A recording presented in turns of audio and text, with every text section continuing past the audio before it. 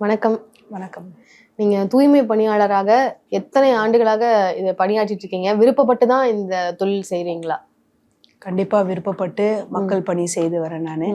இப்போ 8 ஆண்டு காலம் வந்து கடந்து போச்சு. 9வது வருஷம் இது தூய்மை பணியாளரா வந்து சேர்ந்தது. கொரோனா காலகட்டத்துல எல்லாம் வந்து அதிகப்படியான வந்து பணி இருந்தது எங்களுக்கு. அந்த குப்பை அகற்றலேருந்து அவங்கள கொண்டு போய் அடக்கம் பண்ணுறதுலேருந்து எல்லாமே நாங்கள் வந்து கூட இருக்கணும்.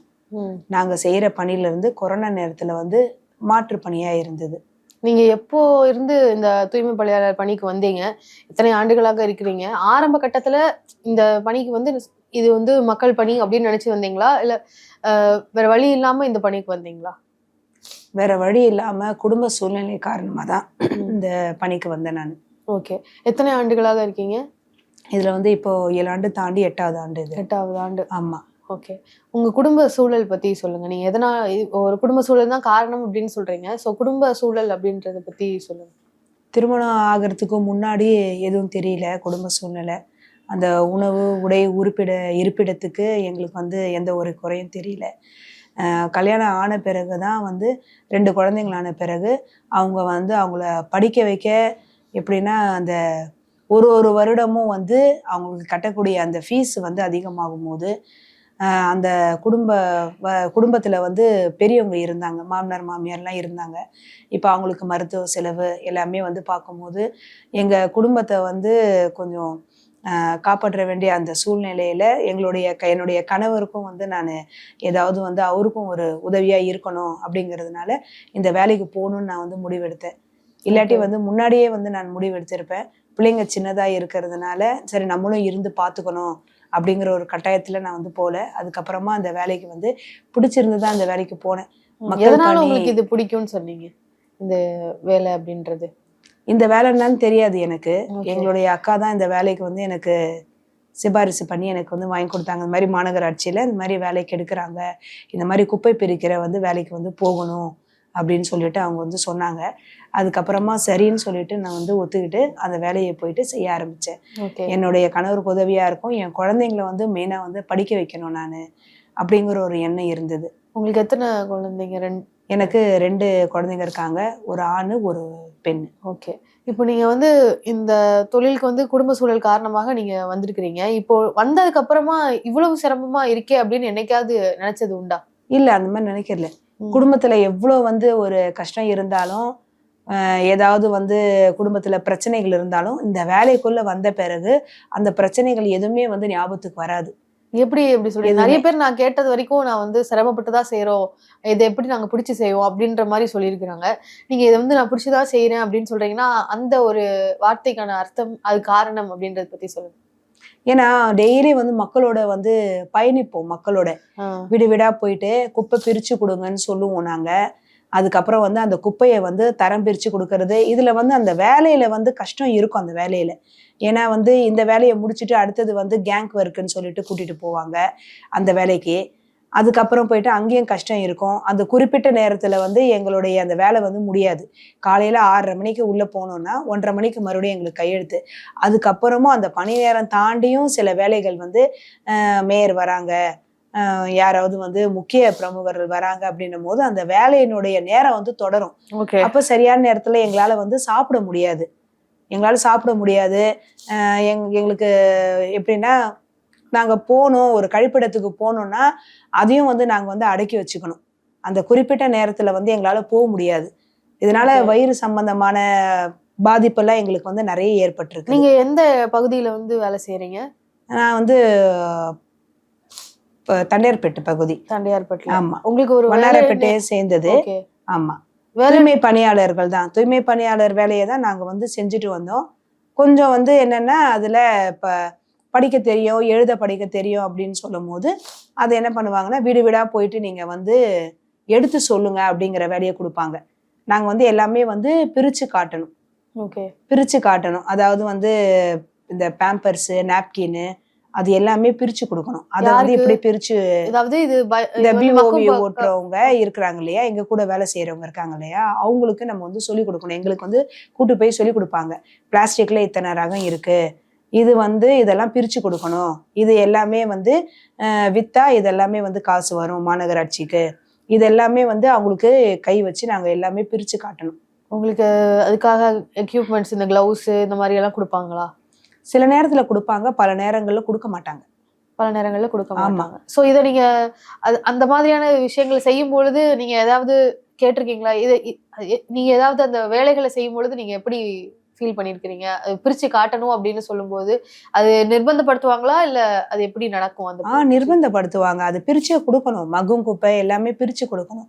காய்கறிகள் மக்கும் குப்பை தனியா, மக்காத குப்பை தனியா பிரிச்சு கொடுக்கணும். மாஸ்க் எதுவுமே கிடைக்காது. எப்பவுமே வந்து நாங்க வேலை செய்யும் போது இப்ப பிஓல போயிட்டு வீடு வீடா வந்து குப்பை வந்து சேகரிக்கும் போது அது சிரமம் இருக்காது. ஏன்னா பப்ளிக் வந்து காலையில என்ன பண்ணுவாங்கன்னா, அந்த குப்பையை எடுத்துட்டு வந்து கொடுக்கும் போதே நீங்க சாப்பிட்டீங்களான்னு கேட்பாங்க, டீ குடிக்கிறீங்களான்னு கேட்பாங்க. ஒரு 2 நிமிஷம் 5 நிமிஷம் வந்து டைம் எடுத்துக்கிட்டு நாங்க வர டைமிங் தெரியும் அவங்களுக்கு. அப்போ போயிட்டு என்ன பண்ணுவாங்க, அவங்க ஒரு காஃபி போட்டு டக்குன்னு எடுத்துட்டு வந்து கொடுப்பாங்க. அப்படியும் மக்கள் அந்த மாதிரி மக்கள் செய்வாங்க. அது காலையில நேரத்துல நீங்க உங்க வேலையை முடிச்சுட்டு வாங்க, நாங்க டிஃபன் எடுத்து வச்சிருக்கணும்னு சொல்லுவாங்க. அது சிரமமா தெரியாது. ஆனா மகும் குப்பையை பிரிச்சு கொடுங்க, மக்காத குப்பையை பிரிச்சு கொடுங்கன்னு சொல்லும் போது அது வந்து ரொம்ப மன அழுத்தத்தை ஏற்படுத்தும். இது செய்யறது வந்து அதிகாரிகள். ஆமா, அதிகாரிங்க சொல்றதுதான் வந்து நாங்க செஞ்சாகணும். அப்போ வந்து நாங்க மக்கள் கிட்ட வந்து இதை கொண்டு போயிட்டு சொல்லும் போது நல்ல ஒரு உறவா இருக்கும் போது டெய்லி நாங்க சொல்லுவோம், நீங்க காலையில கொடுக்கும் போது இந்த மக்கும் குப்பையை மக்காத குப்பையை பிளாஸ்டிக் தனியா பிரிச்சு கொடுங்க, காய்கறி தனியா பிரிச்சு கொடுங்கன்னு சொல்லும் போது நிறைய வீடுகள்ல வந்து எப்படின்னா ஒரு முரண்பாடான ஒரு கருத்துக்கள்லாம் வரும். எல்லாமே வந்து அரசாங்கம் எல்லாமே வந்து சொல்றதெல்லாம் செஞ்சிடறாங்களா, இது மட்டும் செஞ்சுட்டாங்கன்னா எல்லாம் சரியாயிடுமா அப்படிங்கிற மாதிரி வார்த்தைகள்லாம் வரும். எப்படின்னா அவங்களுடைய அன்புக்கு இடையூறா இந்த வார்த்தைகள்லாம் வரும். எங்களுக்கும் அவங்களுக்கும் உங்களுக்கு பிரச்சனையை விளைவிக்கிற மாதிரி இந்த ஒரு அதுதான் வந்து மன அழுத்தத்தை ஏற்படுத்தும். மத்தபடி வந்து அவங்க டெய்லி எங்களை வந்து எங்க கிட்ட மக்கள் வந்து நடந்துக்கிற விதத்துல எதுவுமே கிடையாது. அதான் குடும்ப பிரச்சனைகள் கூட எங்களுக்கு ஞாபகம் இருக்காது. சில நேரத்துல எங்களையும் மீறி அவங்க கிட்ட நாங்க ஷேர் பண்ணிப்போம். அது எல்லாமே நாங்க சொல்லுவோம், அவங்களும் எங்க கிட்ட வந்து ஷேர் பண்ணிப்பாங்க. நீங்க வந்து உங்களுக்கு மக்கள் கிட்ட பழகிறது பிடிக்கும், எனக்கு வந்து ஃபீல்டு ஒர்க் பிடிக்கும் அப்படின்ற மாதிரி சொல்றீங்க. இது ஒரு பக்கம் மக்கள் வந்து உங்களை அரவணைக்கிறதா இருக்கட்டும், உங்களுக்காண்டி டீ போட்டு தராங்க, சாப்பாடு எடுத்துட்டு வரேன் அப்படின்னு சொல்றதா இந்த மாதிரி இருக்கிறாங்க. இன்னொரு பக்கம் சமுதாயத்துல அணுகிற விதம் அப்படின்றதும் பேச பொருளாதானே இருக்கு. அப்படி அதை பத்தி சொல்லுங்களேன். அதாவது சில பேர் வந்து புரிஞ்சுக்க மாட்டாங்க. இப்ப எப்படி வந்து நவீன தீண்டாமைன்னு சொல்லுவாங்க. போயிட்டு பிஓவில வந்து போயிட்டே இருக்கும்போது அந்த குப்பை கொட்டுற இடத்துல நிற்கும் போது பின் பாயிண்ட்ல எல்லாம் வந்து நாங்க வேலை செய்யும் போது எல்லாமே குப்பை வண்டி ஓட்டுறவங்க குப்பைக்காரம்மா அந்த மாதிரி வார்த்தைகளுக்கு வந்து நின்று நாங்க இறங்கி புரிய வச்சிருக்கிறேன் நானே. அப்படியா? ஆமா, நீங்க இந்த மாதிரி சொல்லக்கூடாது, நாங்களும் வந்து எழுத படிக்க தெரிஞ்சவங்க, நாங்களும் இந்த சமுதாயத்துல வந்து சமமானவங்க தான். நாங்களும் குடும்ப சூழ்நிலை காரணமா வேற வழி இல்லாம நாங்க இந்த வேலைக்கு வந்திருக்கிறோம். எங்களையும் நீங்க வந்து மனுஷனா மதிக்கணும். எங்களுக்கு பேர் இருக்கு, ரெகுலரா நாங்க வரும்போது இந்த பேரை நீங்க ஞாபகம் வச்சுக்கோங்க. இந்த மாதிரி வந்து நீங்க சிஸ்டர்னு கூப்பிடலாம் எங்களை, அந்த மாதிரிலாம் நான் வந்து அவங்களுக்கு சொல்லி கொடுத்துருக்கிறேன். நான் உங்களை வந்து மேடம்னு கூப்பிடுறேன், இப்போ உங்க பேர் எனக்கு தெரிஞ்சிருக்கு, காயத்ரினா காயத்ரி மேடம் நீங்க எப்படி இருக்கிறீங்க அப்படின்னு நாங்க கேக்குறோம். அதே மாதிரி நீங்க வந்து சொல்லியிருக்கிறேன். அது வந்து நான் நின்று அந்த இடத்துல ஒரு 5 நிமிஷம் ஒரு போராட்டமா, என் பேரு பேகம், ஞாபகம் வச்சுக்கோங்க, நான் இந்த ஒரு வேலைக்கு தான் வந்தேன், அதுக்கப்புறமா வந்து அதிகாரிங்க பார்த்துதான் இந்த மாதிரி ஒரு வேலை எனக்கு வந்து கொடுத்தாங்க, நானும் இந்த வேலையை செஞ்சுட்டு தான் நான் வந்திருக்கிறேன், என் பேரு பேகம், ஞாபகம் வச்சுக்கோங்க, நீங்க அந்த மாதிரி நீங்க கூப்பிடுங்க. இதுக்கு முன்னாடி வேற ஏதாவது வேலைகள் செஞ்சிருக்கீங்களா தூய்மை பணியாளரா இருக்கிறதுக்கு முன்னாடி? எந்த வேலையும் நான் போல. இப்ப கொஞ்சம் வந்து எனக்கு எழுத படிக்க தெரியும் அப்படிங்கறதுனால வீட்டுல வந்து பிள்ளைங்களை கூப்பிட்டு ஒரு டியூஷன் மாதிரி டியூஷன் எடுப்பீங்க? ஆமா, சொல்லி கொடுத்துருக்கேன். இந்த வேலைக்கு போறதுக்கு முன்னாடியா இல்ல வேலைக்கு போறப்பவும் பண்ணிட்டு? இல்ல, இந்த வேலைக்கு போறதுக்கு முன்னாடிதான். இந்த வேலை போன பிறகு என்னால வந்து படிச்சிருக்கீங்க தொடர முடியல என்னால. நான் வந்து +2 முடிச்சிருக்கிறேன். அதுக்கப்புறம் வந்து இளங்கல்வி படிச்சிருக்கிறேன். இளங்கலை படிச்சிருக்காங்க. ஆனாலுமே வந்து வேற வேற வேலைக்கு போகணும்னு உங்களுக்கு வந்து நம்ம இவ்வளவு படிச்சிருக்கோம்ல, அந்த படிப்புக்கு ஏத்த மாதிரி நம்ம ஏதாவது செய்யணும்னு அந்த ஆப்பர்ச்சுனிட்டி கிடைக்கலையா, இல்ல அந்த விஷயம் வந்து ஏன் உங்களுக்கு தோணல அப்படின்றத பத்தி தெரிஞ்சுக்கலாமா? என்னால அடுத்த கட்ட நகர்வுக்கு போக முடியல. அதுக்கான ஒரு சப்போர்ட் இல்லைன்னு நினைக்கிறீங்க? இல்ல. ஓகே. இப்போ இந்த தூய்மை பணியாளராக இருக்கும்பொழுது உங்களுக்கு இது பிடிச்சிருக்கு, இதை நீங்க வந்து தெரிஞ்சு பண்றீங்க, உறவினர்களோ இல்ல உங்களுக்கு 2 குழந்தைகள் இருக்காங்கன்னு சொல்றீங்க, அவங்க இதை எப்படி பாக்குறாங்க, அவங்க என்ன சொல்லுவாங்க, அதை பத்தி சொல்லுங்க. என் குடும்பத்துல எல்லாருமே வந்து இதை பாக்குறதுதான் ஏத்துக்கிட்டாங்க தான். ஆனா வந்து உறவினர்கள் வந்து ஆரம்பத்துல வந்து முகம் சுழிச்சாங்க தான் இந்த வேலைக்கு போகும்போது. ஏன்னா நாங்க வந்து உள்ள வரும்போதே வந்து நேரடியா வீட்டுக்குள்ள வர முடியாது. இப்ப நாங்க போட்டு போற ட்ரெஸ்ல எல்லாமே வந்து அந்த குப்பை வாடைங்கிறது வரும் இயல்பாவே. நாங்க வந்து அந்த குப்பை தொட்டி கிட்ட நிக்கிறதுனால, அதை கை வச்சு பிரிக்கிறதுனால, அப்புறம் வந்து மகும் குப்பை அந்த டப்பா எடுத்து போறதா, அதுக்கு கீழே வந்து சேறு எல்லாமே இருக்கும். மனித கழிவுகள்ல இருந்து எல்லாமே ஒட்டி இருக்கும்.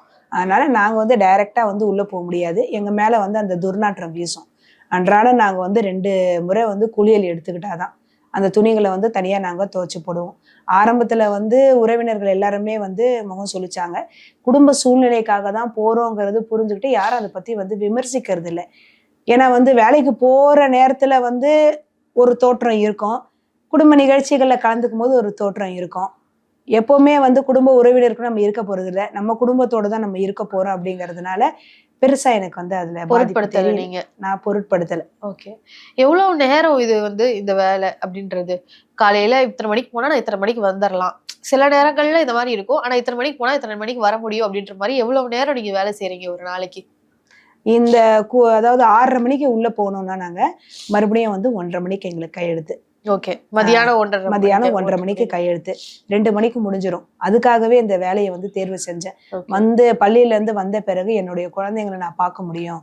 அவங்களுக்கு தேவையானதை செய்ய முடியும். அதனால வேற எந்த வேலையும் போயிட்டு நான் தேடல. ஓகே. வேற எந்த வேலையிலும் போய் தேடினாலும் பிள்ளைங்க வர நேரத்துல நம்ம வந்து அவங்கள கவனிக்க முடியாது அப்படிங்கறதுனால காலையில இந்த நேரத்துக்கு போயிட்டு இந்த நேரத்துல நாங்க வந்துருவோம். ஆனா கூடுதலான நேரம் கூட நாங்க வந்து வேலை செஞ்சிருக்கிறோம். 4 மணி ஆகும், 5 மணி ஆகும். இப்போ நீங்க சொல்றீங்க இல்லையா, சில விஷயங்கள் எல்லாம் நாங்க கையாலே எடுக்க வேண்டியது இருக்கு. அந்த மனித கழிவுகள் கூட இருக்கும் அப்படின்ற மாதிரி சொல்லும் பொழுது, உடல் பிரச்சனைகள் எல்லாம் வரதுக்கான வாய்ப்பு இருக்கே. அதை பத்தி எல்லாம் உங்க அதிகாரிகள் வந்து உங்களுக்கான விஷயங்களை யோசிக்கிறாங்களா? அதை பத்தி சொல்லுங்க. அது வந்து அவங்க யோசிக்க மாட்டாங்க. இந்த வேலைக்குன்னு வந்தாச்சு. இப்ப சிஐயா இருக்கிறவங்க எல்லாம் சொல்லுவாங்க, இந்த வேலையை பார்த்துட்டு தான் நாங்க வந்து இந்த கன்சர்வன்சி இன்ஸ்பெக்டரா நாங்க வந்தோம் அப்படின்னு சொல்லுவாங்க அவங்க. இது வந்து மாநகராட்சியிலேயே உங்களுக்கு வேலை கிடைக்குதுன்றதுனாலதான் இந்த இதுக்கு நீங்க வந்தீங்களே, இல்லைன்னா வந்திருக்க மாட்டீங்க. மாநகராட்சியில வேலை என்னன்னா நம்ம வந்து பூர்வீக குடிமக்கள் நம்ம. நமக்குன்னு சொல்லிட்டு ஒரு இடஒதுக்கீடு இருக்கும். நமக்குன்னு வந்து அதுல வந்து வேலையும் கொடுப்பாங்க. ஏன்னா வந்து தற்காலிகமா வேலை செஞ்சவங்க எல்லாருக்குமே பணி நிரந்தரன்றது வந்து கிடைச்சிருக்குது. 2003, 2006, 2008 எல்லாம்.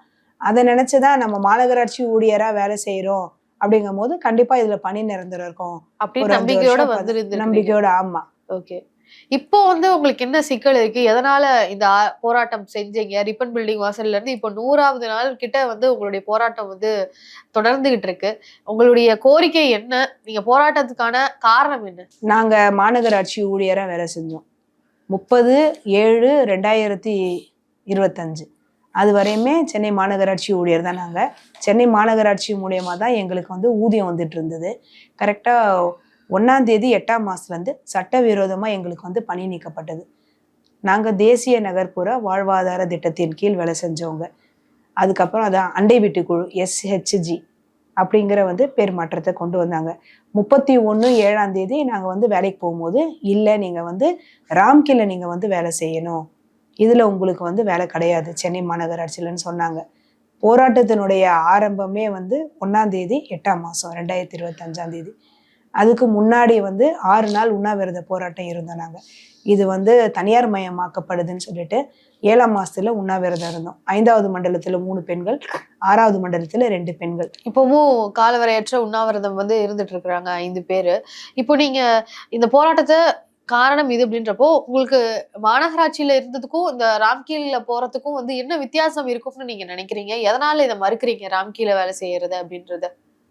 இப்ப ராம்கீல போனோம்னா நாங்க வந்து அதாவது கல்வி முடிச்சவங்க எல்லாம் சொல்லுவாங்க இல்லையா, ஃப்ரெஷர்ஸ்ன்னு சொல்லிட்டு. முதல் நாள் நாங்க வந்து வேலையில சேர்ந்த மாதிரி அது. திருப்பியும் நீங்க வந்து நாங்க முதல் நாள்ல இருந்து நாங்க ஆரம்பிச்ச மாதிரி. நாங்க இத்தனை வருஷ பணிக்காலம்ன்றது வந்து முற்றிலுமாக அழிக்கப்படும்.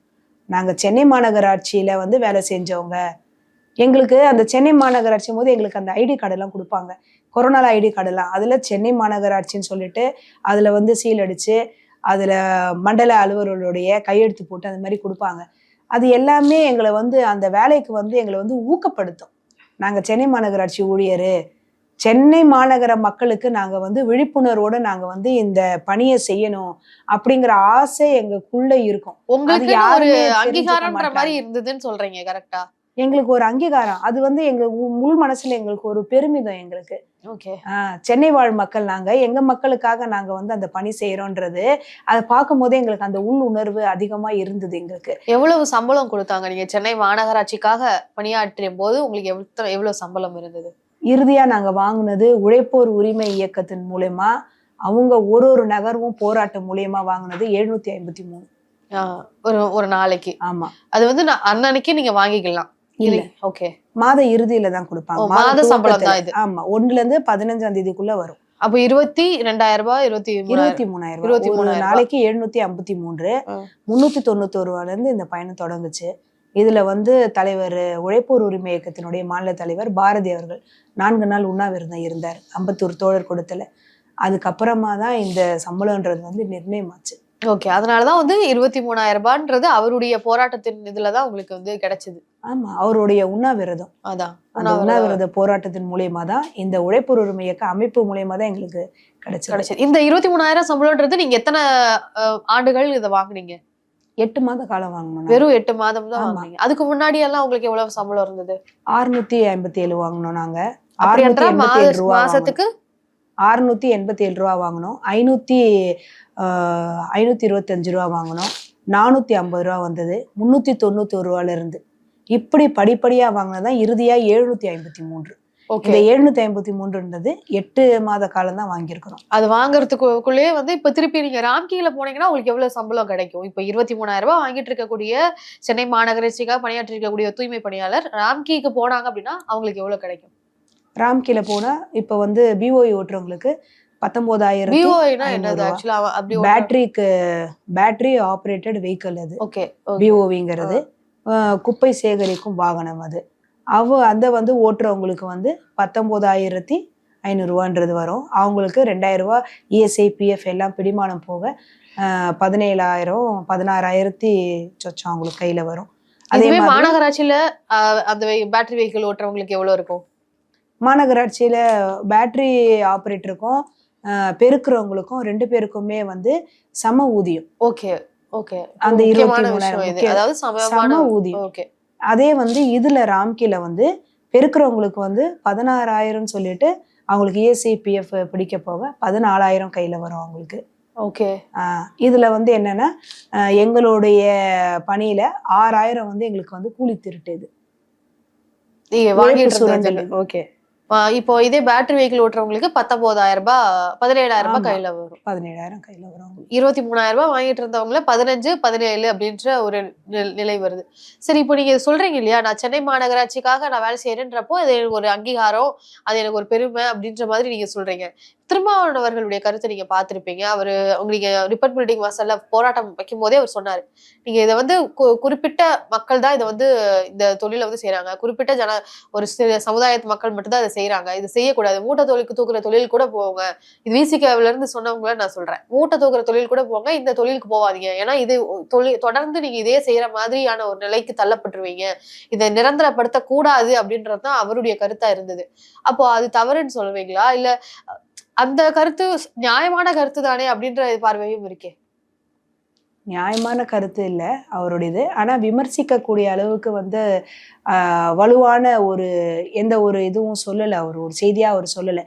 ஏன்னா வந்து விசிகா அவங்க வந்து எங்களுக்கு வந்து ஒரு எங்களோட தோளோட தோள் சேர்த்து எங்களுடைய கருத்துக்கு வலு சேர்க்கிறவங்கள தான் நாங்க வந்து பாக்குறோம். அவர் வந்து நாங்க 13 நாள் போராட்டம் ரிப்பன் மாளிகைக்கு வெளியில இருக்கும் போது நள்ளிரவு 12 மணிக்கு வந்து எங்களுக்கு வந்து ஆதரவு கொடுத்துட்டு போனாரு.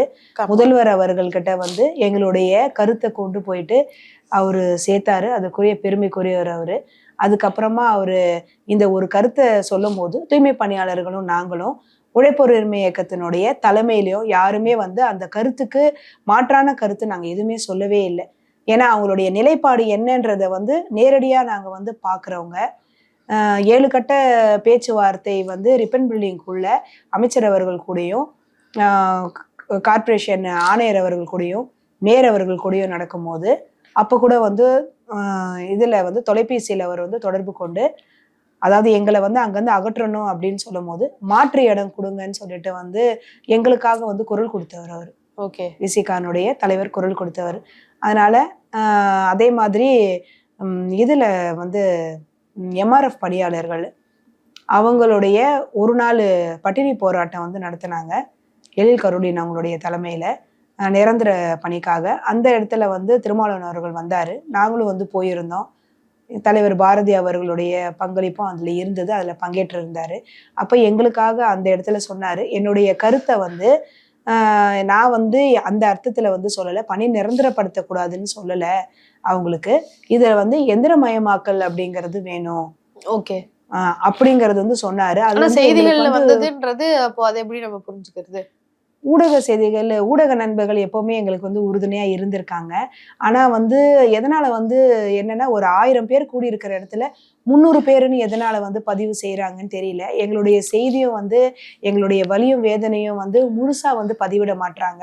இது எந்த காரணம்னு தெரியல. அவர் பேசின அந்த கருத்தை வந்து எப்படி வந்து திரிச்சு சொல்லியிருக்காங்கன்றது எங்களால வந்து புரிஞ்சுக்க முடியல. ஏன்னா அவர் நேர்ல உங்ககிட்ட வந்து சில விஷயங்களை சொல்லியிருக்கிறாருன்னு சொல்றீங்க. ஆமா, அந்த நிகழ்வுல சொன்னாரு. ஓகே. எம்ஆர்எஃப் பணியாளர்கள் அதனுடைய பட்டினி போராட்டத்துல எங்களை பத்தி பேசினாரு. கூடுதலா வந்து நேரம் எடுத்துக்கிட்டாரு.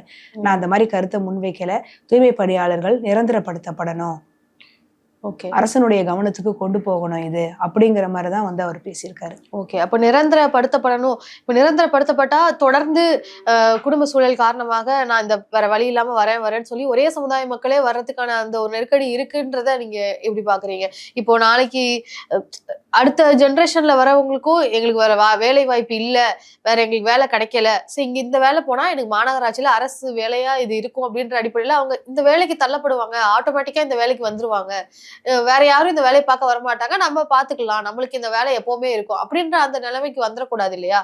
அப்போ அதை எப்படி நீங்க அணுகுறீங்க? இப்ப குடும்ப சூழ்நிலை காரணமா வந்துட்டோம் போது நாங்க வைக்கிறது என்னன்னா, எங்களுக்கு இந்த வேலையை வந்து இந்த பணி நிரந்தரத்தை ஏற்படுத்தி கொடுத்தீங்கன்னா எங்களுடைய சந்ததிகளை வந்து நாங்க படிக்க வைப்போம். ஓகே. அதுக்கப்புறமா வந்து இந்த வேலையை வந்து என்னன்னா எல்லாருமே வைக்கிற ஒரே எங்களுடைய அமைப்பும் என்ன சொல்றாங்கன்னா, எந்திரமயமாக்கல் இருந்தா கண்டிப்பா யாருமே வந்து இந்த வேலைக்கு வந்து வரமாட்டாங்க. மக்கள் பணிங்கிறது ஒண்ணு, வேலைக்கு வந்த பிறகுதான் அது வந்து நாங்க ஒரு ஆசையோட செய்யறோம். ஆனா வரும்போதே வந்து குப்பை சேகரிக்கிற பணியான்னு சொல்லிட்டு யாரும் வந்து ஆசையா வந்து வரமாட்டாங்க. கண்டிப்பா. இது வந்து நிதர்சனமான ஒரு உண்மைதான். குடும்ப சூழ்நிலை காரணம். அது வந்து அதுக்கப்புறம் நேரம் எங்களுக்கு போயிட்டு குடும்பத்தை பார்க்க முடியும். இன்னைக்கு ஒரு நாள் போயிட்டா எங்களுக்கு அந்த 753 ரூபா வருமானம் வந்துடும் அப்படிங்கிற ஒரு நம்பிக்கையா தான் நாங்க போறோம். அடுத்தது வந்து எங்களுடைய சந்ததியில இதை கொண்டு வரணும்னு பார்க்க மாட்டோம். அவங்களுக்கு நல்ல ஒரு கல்வியை கொடுத்து கொண்டு போகணும்னு இருப்போம். எல்லாருடைய மனநிலை அதே மாதிரி இருக்காது. எங்களுக்கு வந்து இந்த வேலை, ஏன்னா இது வந்து மாற்று வேலை கூட நிறைய இருக்கு.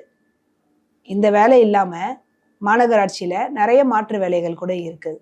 ஓகே. இப்போ இந்த போராட்டம் இவ்வளவு நாள் நீங்க பண்ணியிருக்கிறீங்க இல்லையா, இது வந்து என்ன அழுத்தத்தை ஏற்படுத்தியிருக்குன்னு நீங்க நினைக்கிறீங்க? அரசு தரப்புல இருந்து உங்களுடைய இந்த கோரிக்கைகளுக்கு செவி சாய்க்கப்பட்டிருக்கா?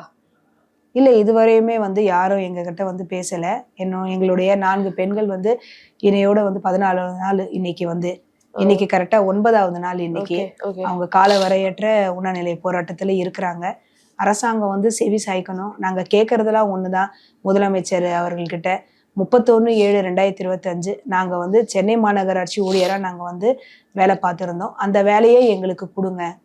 ஏன்னா வந்து ஒரு சட்டவிரோதமா திடீர்னு வந்து உங்களுக்கு வேலை இல்லை, நீங்க ராம்கில போய் சேருங்க அப்படின்னு சொல்லும் போது எங்களுடைய பணிக்காலம் எல்லாமே அதில் அழிக்கப்படுது. இதை நம்பி நாங்க வந்து வீட்டு வாடகை கட்டணும், பிள்ளைங்களை வந்து நாங்க படிக்க வைக்கணும், அடுத்த நகருக்கு கொண்டு போகணும். நாங்க எல்லாமே அப்படியே தடைப்பட்டு நிக்குது. எல்லாருமே வந்து வட்டிக்கு வாங்குறாங்க, கந்து வட்டிக்கு வாங்குறாங்க, எல்லாமே அப்படியே வந்து நிக்குது. எதுவுமே எங்களால வந்து செய்ய முடியல. 3 மாசம் வந்து முடிஞ்சு போச்சு. 1ஆம் தேதி 8ஆம் மாசத்துல இருந்து 4வது மாதம் இது. 3 மாத காலம் வந்து நீங்க வேலை இல்லாம நீங்க வந்து போராட்டத்துல ஈடுபட்டு இருக்கீங்க. சோ இந்த 3 மாத காலம் நீங்க எப்படி சமாளிக்கிறீங்க? வட்டிக்கு வாங்குறோம். ஓகே. வட்டிக்கு வாங்கி வேலை வரும் அப்படிங்கிற ஒரே ஒரு ரொம்ப பெரிய நம்பிக்கை இருக்கு. உழைப்போர் உரிமை இயக்கம் மூலியமா எல்லாரையும் ஒண்ணு திரட்டி, அதாவது வந்து புரட்சியாளர் அம்பேத்கர் சொல்ற மாதிரி கற்பி ஒன்று சேர் புரட்சின்னு சொல்லுவாங்க. அதே மாதிரிதான் உழைப்போர் உரிமை இயக்கம் கொடுக்கிற ஒரே ஒரு நம்பிக்கை மூலமா நாங்க எல்லாருமே மீண்டும் நாங்க வந்து மாநகராட்சி பணிக்குள்ள போவோம். முதலமைச்சர் எங்களுக்கு வந்து செவி சாய்ப்பாரு, எங்க கோரிக்கைகளுக்கு அவர் வந்து கண்டிப்பா மதிப்பளிப்பாரு அப்படிங்கிற ஒரு நம்பிக்கையில நாங்க பயணிச்சுட்டு இருக்கிறோம். கடன் தான் வாங்குறோம். குடும்ப உறவினர்கள் எங்களுக்கு வந்து நாங்க கேட்குறோம், இந்த மாதிரி நாங்க வேலையில சேர்ந்த பிறகு நாங்க வந்து உங்களுக்கு திருப்பி கொடுக்குறோம், பிள்ளைங்க படிப்புக்காக ஃபீஸ் கட்ட வேண்டியது இருக்குது, தினசரி வாழ்க்கையை ஓட்ட வேண்டியது இருக்குது அப்படிங்கிறதுனால அந்த நம்பிக்கையை கொடுத்து நாங்க இந்த மாதிரி கடன் வாங்கி தான் பயணிக்கிறோம். இப்போ பொதுமக்கள் கிட்ட பிரச்சாரத்துக்கு போறோம். நாங்க பொதுமக்கள் கிட்ட இருந்து பொதுமக்கள் கிட்ட ஆதரவு இருக்கா? ஆமா, ஆதரவு இருக்கு. நாங்க பிரச்சாரத்துக்கு போறோம். அவங்க கிட்ட வந்து உண்டி வசூல் பண்றோம். நாங்க இந்த உண்டியை கொண்டு போயிட்டு, எங்களுக்கு வாழ்வாதாரம் போச்சு, நீங்க வந்து எங்களுக்காக சப்போர்ட் பண்ணுங்க, சோசியல் மீடியால எல்லாம் வந்து இதை பத்தி நீங்க தயவு செய்து வந்து எங்களுக்காக பதிவு செய்யுங்க. ஏன்னா வந்து நாங்க வேலை செஞ்ச ஏரியால எல்லா வீடுகளுக்கும் போயிட்டு நாங்க வந்து நோட்டீஸ் பிரசுரத்தை கொண்டு போய் கொடுக்குறோம். அவங்க ₹1 போட்டா கூட பரவாயில்ல, அந்த நோட்டீஸை பிரிண்ட் பண்றதுக்காகன்னு சொல்லிட்டு அவங்க கிட்ட போய் கேட்குறோம். அதுக்கப்புறமா எங்க உழைப்பு உரிமை இயக்கம் சார்பா அவங்க என்ன பண்றாங்கன்னா, எல்லா அவங்களுடைய உறவினர்கள் கிட்டையும் அவங்களுடைய நண்பர்கள் கிட்டையும் எல்லார்கிட்டையும் கேட்டு நிதி சேகரிச்சு அதன் மூலியமா 1500 தொழிலாளிகளுக்கு ஒரு மூட்டை அரிசி, அதுக்கப்புறம் பருப்பு, எண்ணெய் இதெல்லாமே கொடுத்தாங்க. ரிப்பன் பில்டிங்ல போராட்டம் பண்ணாங்க இல்லையா? அப்போ நள்ளிரவுல வந்து கைது பண்ணாங்க அப்படின்ற அந்த ஒரு பெரிய ஒரு சம்பவம் நடந்தது. அப்போ நீங்க அன்னைக்கு அங்கதான் இருந்தீங்களா? அங்க என்ன நடந்தது அந்த இரவு? அன்னைக்கு வந்து ஒரு 3 மணில இருந்தே ரொம்ப ஒரு பதட்டமான சூழ்நிலை அந்த இடத்துல. எல்லாம் வந்து அந்த கயிறு எல்லாமே வந்து மெயின் ரோட்லயே கட்டியிருந்தாங்க. நாங்க வந்து சாலை ஓரத்துல தான் உட்காந்துருந்தோம். அந்த நேரத்துல அந்த தீயணைப்பு வாகனம் இருக்கு இல்லைங்களா, பெருசு சின்னது எல்லாத்தையும் வந்து கொண்டு வந்து அங்க நிப்பாட்டிட்டு ஒரு பதட்டமான சூழ்நிலையை கொண்டு வந்தாங்க அவங்க, எங்களை வந்து அங்கிருந்து அப்புறப்படுத்திருக்காங்க. அப்ப வந்து கடுமையா நடந்துக்கிட்டாங்களா? இல்ல எங்களுக்கு வந்து பதட்டத்தை ஏற்படுத்தினாங்க. தொடர்ந்து வந்து கட்சியில இருந்தும் சில அமைப்புகள்ல இருந்தும் வந்து எங்களுக்கு ஆதரவு கொடுத்துட்டே இருந்தாங்க, எங்களோட வலு சேர்க்கிற மாதிரி. அதுக்கப்புறம் நாங்க எல்லாருமே வந்து தேசிய கொடியெல்லாம் வந்து கையில ஏந்திட்டு இருந்தோம். அந்த இடத்துல வந்து நிரந்தரம் இல்லாமல் எங்களுக்கு சுதந்திரம் இல்லை, சுதந்திரம் எங்களுடைய பிறப்புரிமை சொல்லிட்டு அந்த முழக்கத்தை வந்து தொடர்ந்து நாங்க போட்டுட்டு இருந்தோம். அந்த இடத்துல நிறைய பேர் எங்களுக்கு வந்து ஆதரவு கொடுத்தாங்க. மாணவர்கள்லாம் வந்திருந்தாங்க, சட்ட மாணவர்கள்லாம் வந்திருந்தாங்க. அந்த கடைசியில எங்க வந்து அந்த தீயணைப்பு வண்டி இருந்ததோ அதை நிறைய வந்து பஸ் எல்லாம் கொண்டு நிப்பாட்டியிருந்தாங்க கைது நடவடிக்கைக்காக. அப்போ தமிழிசை சவுந்தரராஜன் மரியாதைக்குரிய அவர்கள் வந்து பேசின பிறகு அந்த பஸ்ஸும் வந்து அங்கேருந்து அப்புறப்படுத்தப்பட்டது. அதுக்கப்புறமா வந்து அப்படியே வந்து நீடிச்சுது, ஒரு பதட்டமான சூழ்நிலை இருந்தது. அதுக்கப்புறம் சரியா இரவு 11:30 மணிக்கு அந்த தேசிய கொடி கையில இருக்கிறது கூட வந்து பொருட்படுத்தலை. எங்களுடைய தலைவர் தோழர் பாரதி அவர்களும் வந்து இருந்தாங்க. அதுக்கப்புறம் வழக்கறிஞர் டீம் மொத்த பேரும் இருந்தாங்க. அந்த ரொம்ப அராஜக முறையில தான் வந்து கைது பண்ணாங்க. அது வரையுமே வந்து பெண் காவலர்கள் வந்து எல்லாருமே யூனிஃபார்ம்ல இல்லை, சுடிதார்ல வந்திருந்தாங்க. எல்லாருமே வந்து ஒரு கிட்டத்தட்ட ஒரு 15 பேருக்கு மேலே இருந்தாங்க. அவங்க எப்பவுமே வழக்கமா அவரு இப்போ ஜாயின்ட் கமிஷனர் நம்ம விஜயகுமார் அவர்கள் அவருடைய தலைமையில தான் நடந்தது இருந்தாங்க. அப்போ காவல்துறை வந்து எங்களை அந்த ஒரு மாதிரி பயமுடுத்துற மாதிரியே அந்த ஒரு சூழ்நிலை இருந்தது. ஓகே, அந்த இடத்துல வலுக்கட்டாயமா வந்து கைது பண்ணாங்க. தலைவர் பாரதி அவர்களுடைய கையை வந்து அந்த இடத்துல வந்து முறுக்கி அவருடைய கையை உடைக்கிறதுக்கு உண்டான அந்த நடவடிக்கை எல்லாம் அங்க இருந்தது. அதெல்லாம் பண்ணாங்க. அவருடைய ஆடையெல்லாம் அங்க வந்து கிழிஞ்சிருந்தது. அப்புறம் பெண்களுக்கு அதே மாதிரி வந்து அவங்களுடைய ஆடையை வந்து எல்லாம் களையிற அளவுக்கு எல்லாருமே வந்து சேலை தான் உடுத்திருந்தாங்க அந்த இடத்துல. அந்த மாதிரி ஒரு அராஜக முறையில தான் இழுத்து அதுக்கப்புறம் வன்முறையை தான் கைது பண்ணாங்க. மேலே ஏறும்போது எனக்கெல்லாம் வந்து பின்னாடி முதுகு பக்கத்துல வந்து குத்துனாங்க ஏறும்போது. வலுக்கட்டாயமா தான் வந்து கைது பண்ணாங்க. அப்புறம் திருப்பி உங்களை ரெஸ்கியூ பண்ணிட்டு வந்தது யாரு? எப்படி நீங்க திருப்பி அந்த இடத்துல இருந்து கைது நடவடிக்கைக்கு அப்புறமா நீங்க எப்படி வெளியில வந்தீங்க?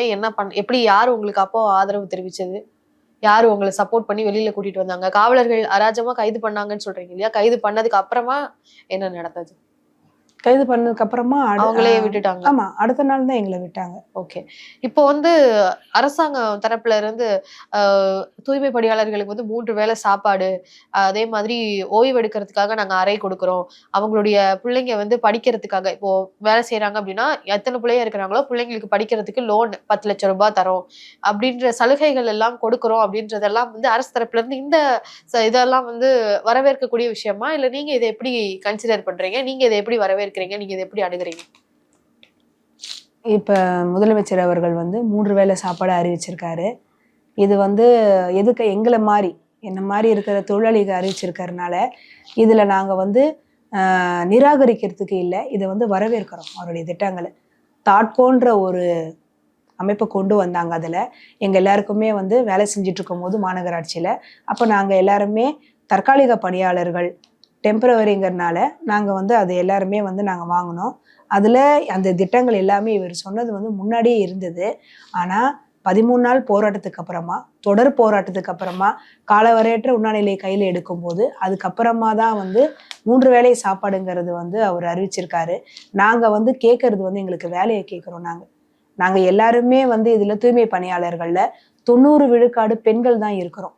இதுல ஒற்றை பெற்றோர் இருக்கிறாங்க, கணவனை இழந்தவங்க இருக்கிறாங்க, கணவனால கைவிடப்பட்டவங்க இருக்கிறாங்க, கணவன் இருந்து கூட குடும்பத்துக்கு வந்து எதுவுமே வந்து ஒரு உதவி செய்யாத நிறைய வந்து ஆண்கள் இருக்கிறதுனால எல்லாருமே வந்து பெண்கள் தான் இதுல வழி நடத்துறாங்க.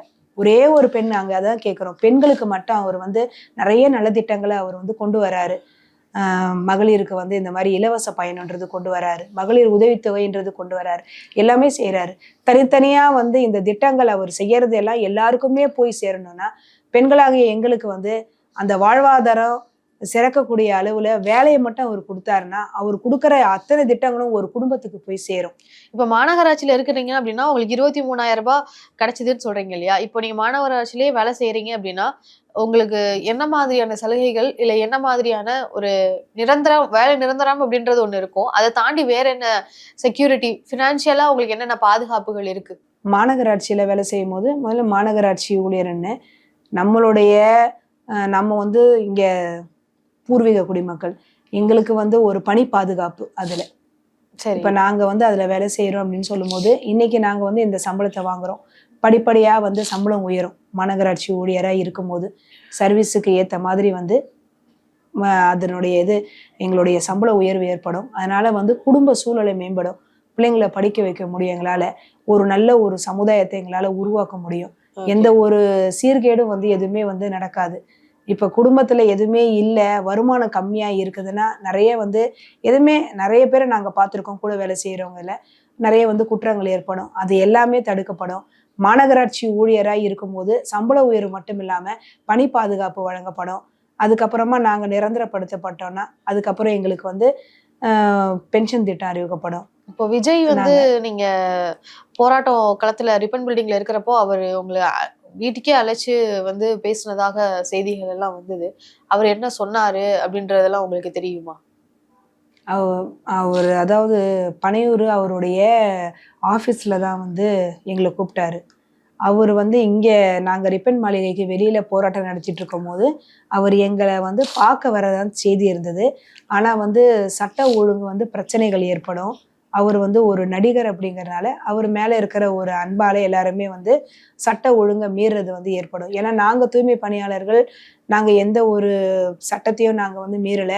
எந்த பொதுமக்களுக்கும் இடையூறு இல்லாம நாங்க எல்லாருமே வந்து எங்க அமைப்பினுடைய கட்டுப்பாட்டுல எல்லாருமே உள்ளதான் உட்கார்ந்துருந்தோம். அந்த நடைபாதையில தான் உட்கார்ந்துருந்தோம்.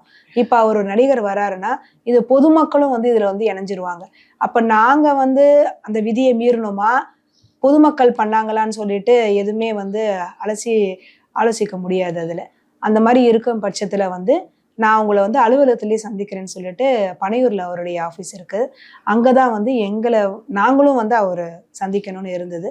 அது மூலயமா நாங்க எல்லாருமே போனோம். எங்களுடைய தலைவர் பாரதி. ஆமா, நீங்களும் போய் அவரை சந்திச்சீங்க. சந்திச்சும் போது அவர் என்ன சொல்லியிருந்தாரு? போகும்போது அவர் என்ன சொன்னார்னா, உங்களுடைய அதாவது ஒருவருடைய குடும்ப சூழ்நிலைய வந்து கேட்டு தெரிஞ்சுக்கிட்டாரு. அவரு உங்ககிட்டயும் கேட்டு தெரிஞ்சுக்கிட்டாரு, என்கிட்டயும் கேட்டு தெரிஞ்சுக்கிட்டாரு. என்னுடைய பிள்ளைங்க இந்த மாதிரி வந்து படிக்க முடியாத ஒரு சூழ்நிலை, அவங்களுக்கு ஃபீஸ் கட்ட முடியல, இந்த வேலையை நம்பிதான் ஒரு நல்ல ஸ்கூல்ல வந்து நான் படிக்க வைக்கிறேன். நான் என் பிள்ளைங்களை என்ன மாதிரி என் பிள்ளைங்க ஆகக்கூடாது அப்படிங்கறதாலன்னு சொன்னேன் நான். நீங்க வந்து எங்களுக்காக வந்து ஆதரவு கொடுங்க. ஆதரவு மட்டும்தான் அவர் கொடுத்தாரு. அதுக்கு முன்ன பின்ன எங்களுக்கு வந்து தெரியாது. நடிகர் அப்படிங்கிறது மட்டும் தான் தெரியும். கட்சி ஆரம்பிச்சு நாங்க 13 நாள் போராட்டத்தில் இருக்கும் போது அவருடைய டிவிகே கட்சி மூலயமா நிறைய அமைப்பு மூலயமா எங்களுக்கு வந்து உணவுலாம் கொண்டு வந்து கொடுத்தாங்க. தண்ணீர்ல இருந்து உணவுல இருந்து எல்லாம் கொண்டு வந்து எங்களுக்கு கொடுத்தாங்க. அது ஆதரவுனா எங்களுடைய ஆதரவு உங்களுக்கு எப்பவுமே இருக்கு அப்படின்னு மட்டும்தான் எங்களுக்கு வந்து அவர் சொன்னார். அதுவுமே அது சொன்னதே வந்து உங்களுக்கு அவரு அவரு அவர் சொன்னது வந்து உங்களுக்கு அது ஹெல்ப்ஃபுல்லா இருந்தது அப்படின்னு நம்புறீங்களா? ஏன்னா முழுமையா உட்கார்ந்து அவரு ஒரு ஒரு குடும்ப தூய்மை பணியாளர்கள் ஓகே. எங்களுடைய வேலை நேரம், எங்களுடைய குடும்ப சூழ்நிலை, உங்களுக்கு இந்த பணியில என்ன சிரமம், இது எல்லாமே வந்து கேட்டு தெரிஞ்சுக்கிட்டாரு அவரு. இப்போ உங்க குழந்தைங்க 2 பேரும் என்ன படிக்கிறாங்க? என் பையன் இப்போ வந்து கல்லூரி முதல் ஆண்டு, ஓகே. என்னுடைய பொண்ணு வந்து 10ஆம் வகுப்பு படிக்கிறாங்க. கண்டிப்பா அவங்க நல்லா படிச்சு நல்ல ஒரு நிலைமைக்கு வருவாங்க. உங்களுடைய கோரிக்கைகள் என்னென்ன அப்படின்றத சொல்லுங்க. தூய்மை பணியாளர்கள் சார்பா பல ஆண்டு காலம் மாநகராட்சியில வந்து நாங்க வேலை செஞ்சுட்டு இருக்கிறோம். 1ஆம் தேதி 8ஆம் மாசம் சட்டவிரோதமா எங்களுக்கு பணி மறுக்கப்பட்டு 3 மாத காலமா நாங்க போராட்டத்துல பல்வேறு போராட்டங்களை கையில ஏற்றிக்கிட்டு நாங்க போராடிக்கிட்டு வரோம். இறுதியா நாங்க வந்து வங்கக்கடல்ல போயிட்டு எங்களுடைய உயிரை மாய்ச்சு கொள்ற அளவுக்கு நாங்க வந்து அதுல இறங்கணும். எங்க மீது வந்து வழக்கு பதிவு பண்ணியிருக்கிறாங்க. ஓகே. நாங்க எல்லாருமே வந்து சட்டவிரோதமா பணி மறுக்கப்பட்டு, ஆனா வழியில காந்திய வழியில தான் நாங்க போராடுறோம். எங்களுடைய அமைப்பு எங்களுக்காக தான் வந்து சொல்லிக் கொடுத்துருக்காங்க. உழைப்போர் உரிமை இயக்கம் மூலியமா நாங்க எல்லாருமே போராடிட்டு வரோம். அந்த ஒரு அமைப்பு இல்லைன்னு சொன்னா எங்களுக்காக குரல் கொடுக்கறவங்க யாரும் இல்ல. பொதுமக்கள் கிட்ட நாங்க வந்து போயிட்டு நாங்க பிரச்சாரம் பண்றோம். பொதுமக்களுடைய ஆதரவு எங்களுக்கு இருக்கு. எங்களுடைய இன்னும் ஆதரவு கோரிக்கைக்கு வலு சேர்க்கிற விதமா எங்களுடைய முதல்வர் அவர்கள் 2021 எதிர்க்கட்சி தலைவராய் இருந்தாரு. அப்போ 19/1/2021 அவருடைய கடிதப்படி அவருடைய வாக்குறுதியை வந்து நிறைவேற்றணும். எங்களுக்கு வந்து பணி நிரந்தரப்படுத்துறேன்னு அவர் சொல்லியிருந்தாரு. இப்ப வந்து எங்களுடைய 4 பெண்கள் தூய்மை பணியாளர்கள் 9வது நாளா காலவரையற்ற உண்ணாநிலை போராட்டத்தை கையில எடுத்திருக்காங்க அவங்க. அவங்களுடைய உடல்நிலை, அவங்களுடைய குடும்ப சூழ்நிலை எல்லாத்தையுமே கருத்துல அவங்க வந்து கொள்ளாம 1500 தூய்மை பணியாளர்கள் நாங்க வேலை இல்லாம வெளியே நிக்கிறோம். இதுக்கு வந்து முதலமைச்சர் அவர்கள் எங்களுடைய பிரச்சனையில நேரடியா அவரே தலையிட்டு இதுக்கு வந்து தீர்வு சொல்லணும். இப்ப மேயர் அவர்களும் சேகர் பாபு அவர்களும் தொடர்ந்து பத்திரிகையாளர்களை சந்திச்சு பேசுறாங்க. துப்புரவு பணியாளர்களுக்கு அவர்கள் பக்கத்துல இருந்து வரக்கூடிய அந்த கருத்துக்கள் பற்றி நீங்க என்ன நினைக்கிறீங்க? நாங்க 13 நாள் போராட்டம் நடத்தும் போது 7 கட்ட பேச்சுவார்த்தை நடந்தது. அப்ப உள்ள வந்து எங்களுடைய சங்கம் மூலியமா, உழைப்போர் உரிமை இயக்கம் மூலியமா எங்களுடைய சட்ட ஆலோசகர் எஸ் குமாரசாமி அவர்கள் போயிட்டு அதுல பங்கெடுத்துக்கிட்டாங்க. அவங்ககிட்ட பேச்சுவார்த்தைக்கு போயிருந்தாங்க. அவங்க சொன்ன விஷயம் என்னன்னா, இது வந்து அரசினுடைய கொள்கை முடிவு. அதை மட்டுமே அவங்க வந்து சொல்றாங்க. அரசனுடைய கொள்கை முடிவுன்னு சொல்லிட்டு. ஆனா நாங்க கேட்கறது என்னன்னா, இவர் வந்து எங்களுக்கு அமைச்சர் வந்து உள்துறை அமைச்சர் நேரு அவர்கள். இவர் வந்து நேரடியா இதுல தலையிடணும்னு நாங்க வந்து ஒரு கோரிக்கை வச்சோம். அதுக்கப்புறம் மேயர் பிரியா அவர்கள் அவங்க வந்து எங்களை மாதிரி வந்து தாழ்த்தப்பட்ட சமுதாயத்திலிருந்து வந்ததுனால நாங்க வந்து என்ன எதிர்பார்த்தோம்னா அவங்க எங்க கூட நிற்பாங்க, எங்களுக்காக வந்து முதலமைச்சர் அவர்கள்கிட்ட வந்து பேசுவாங்கன்னு சொல்லிட்டு நாங்க கேட்கறது ஒற்றை கோரிக்கை தான் எங்களுது. 31/7/2025 எந்த ஒரு பணி நிலைமையில நாங்க இருந்தோமோ அந்த பணி நிலைமையில எங்களுக்கு வந்து நீங்க பணி வழங்குங்க அப்படிங்கிறதான் கேட்குறோம். நாங்க யாருக்கும் எதிரானவங்க கிடையாது. எங்களுக்கு எந்த மாற்று கருத்தும் கிடையாது. யாரையும் நாங்க வந்து விமர்சிக்கல. நாங்க முதல்வர்கள் அவர்கள்கிட்ட கேட்கறது என்னன்னா, தாயுள்ளம் கொண்டு அவர்கள் வந்து இதை வந்து கவனிக்கணுங்கிறத நாங்க கேட்குறோம். அவர் வந்து ஒரு குடும்பத்துல அவங்களுடைய துணைவியார் கூட, அவங்களுடைய பிள்ளைகள் கூட எல்லாருக்கூடயும் உட்கார்ந்து அவர் கலந்து பேசினாவே இத்தனை குடும்பங்கள் 1500 குடும்பங்கள் வேலை இல்லாம நிக்கிறாங்க. 1500 பேருங்கிறது பிளஸ் எங்களுடைய குடும்பங்கள். ஒரு குடும்பத்திலயும் வந்து 4 பேர் 6 பேர் எல்லாமே இருக்கிறாங்க. இதுல வந்து மூத்தவர்கள் எல்லாம் இருக்காங்க, சீனியர் சிட்டிசன் எல்லாருமே இருக்கிறாங்க. அவங்களுக்கு மருத்துவ செலவுக்கு வந்து எல்லாமே நாங்க பார்க்கணும், குடும்ப செலவு வந்து எல்லாமே பார்க்கணும். இந்த வேலை தான் எங்களுக்கு வேணும்னு வந்து நாங்க நிக்கிறதுக்கு என்ன காரணம்னா, நாங்க இதுல 10-15 வருஷம் இதுல செஞ்சிருக்கிறோம். இப்ப இதுல அப்புறமா 40 வயதை தாண்டி இருக்கிறோம். நாங்க வெளியில போனா எங்களுக்கு வந்து வேலை கிடைக்காது. ராம்கீல போனா அதுலயே எல்லாமே வந்து சட்டதிட்டங்கள் எல்லாமே போட்டிருக்காங்க. என்னன்னா உங்களுக்கு வந்து முதல்ல 6 மாதம் வந்து பயிற்சி கொடுப்போம். அதுல பெருக்கிறதுக்கு, குப்பை எடுக்கிறதுக்கு பயிற்சி கொடுப்போம். எப்போ வேணாலும் உங்களுடைய பணி நிலைமையை மாற்றுவோம். எந்த ஊருக்கு வேணாலும் உங்களை மாற்றுவோம். உங்களுடைய ஊதியத்துல வந்து எந்த விதமான ஒரு என்ன சொல்றதுன்னா மாற்று இது இருக்கும், மாற்றுவோம் ஊதியத்தை, இப்படிலாம் வந்து அதுல போட்டிருக்காங்க. கண்டிப்பா வந்து அதுல எங்களுக்கு வந்து நம்பிக்கை இல்லை. அதுல போய் சேரணும் அப்படிங்கிற எண்ணமே எங்களுக்கு இல்லை. சரி, இப்போ நீங்க கான்ட்ராக்ட் ஜாப்ஸ் எல்லாம் நிறைய இப்போ அரசு மாநகராட்சியில இருந்தே செய்றவங்க கான்ட்ராக்ட் வேலையாளர்கள் இருக்கிறாங்க இல்லையா? கான்ட்ராக்ட்ல இருக்கிறது வந்து அது எப்படிப்பட்ட ஒரு தொழிலா இருக்கும்? அது எப்படி செயல்படுது அப்படின்றத பத்தி சொல்லுங்க. கான்ட்ராக்ட்ல வேலை செய்யறவங்களுக்கு ஒரு பணி பாதுகாப்பே இருக்காது. ஓகே. ஆனா எப்படின்னா அவங்களுக்கு அரசாங்க தரப்புல இருந்து தான் வந்து சம்பளம் வரும். அது வந்து கரெக்டா நியாயமான அமௌண்ட் தான் வருமா இல்ல எப்படி அதுல சம்பளம்? என்ன குளறுபடிகள் இருக்குன்னு தெரியாது இல்லைங்களா? ஓகே. ஏன்னா வந்து இப்ப ராம்கி நிறுவனத்த சொல்றாங்க. ராம்கி நிறுவனத்துல வந்து இஎஸ்ஐ, பிஎஃப் வந்து பிடிச்சவங்களுக்கே 10 வருஷ காலம் வேலை செஞ்சவங்களுக்கே வரலங்கிறது ஆர்ப்பாட்டம்லாம் நடந்தது. சரி. அவர் மேல நிறைய வந்து வழக்குகள் இருக்கு அப்படின்னு சொல்லிட்டு. ஏன்னா ராம்கிய பத்தி விமர்சிக்கிறதுக்காக எங்ககிட்ட ஒண்ணும் இல்ல. நாங்க வந்து மாநகராட்சி ஊழியர்கள். நாங்க வந்து ராம்கி பக்கம் எதுவுமே செவி சாய்க்கல. ஏன்னா அதுல போயிட்டு வேலை செய்யணுங்கிறது வந்து எங்களுடைய நிலைப்பாடே கிடையாது. நாங்க கேட்கறது முதலமைச்சர்கிட்ட சென்னை மாநகராட்சியில எங்களுக்கு வேலை கொடுங்க. ஏன்னா வந்து ஒரு தனியார் கம்பெனில வேலை செஞ்சாங்கன்னா, அதுல வேலை செஞ்சவங்களுக்கு தான் தெரியும். எப்ப வேணாலும் வேலையில இருந்து அனுப்புவாங்க எல்லா மாநகராட்சியிலயுமே அவங்களுக்கு. துப்புரவு பணியாளர்கள் வந்து போராட்டத்துல இருக்கிறாங்க அப்படின்றதும் ஒரு முக்கியமான விஷயம் இல்ல. ஆமா, எங்களுக்கு ஆதரவு குடுத்து அவங்க நிக்கிறாங்க. எல்லா இடத்துலயுமே வந்து ஊராட்சி, நகராட்சியில இருந்து எல்லா இடத்துலயும் வந்து குறைவான ஊதியம். நாங்க என்ன கேட்கிறோம்னா, சம வேலை, சம ஊதியம்.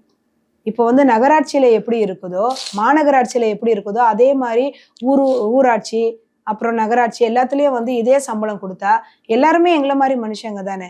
எல்லாருக்குமே 3 வேளை சாப்பாடு, உணவு, உறைவிடம்ன்றது இந்த அத்தியாவசியமான தேவைகள் எல்லாருக்குமே இருக்குது. இத தாண்டி என்ன தேவைகள் இருக்க போது? எங்களுக்கு இந்த அடிப்படை தேவைகள் எங்களுக்கு கிடைச்சாவே போதும். ஓகே. இத தாண்டி நாங்க வந்து எதுவுமே கேட்கல. உங்களுடைய கோரிக்கைகளை முன் வச்சிருக்கிறீங்க. நிறைவேற்றப்படுதா இல்லையான்றத நம்ம பொறுத்திருந்து தான் பார்க்கணும். அரசாங்கத்துக்கிட்ட உங்களுடைய கோரிக்கைகள் போய் சேர்ந்திருக்கும்னு நாங்க நம்புறோம். நன்றி. ம்.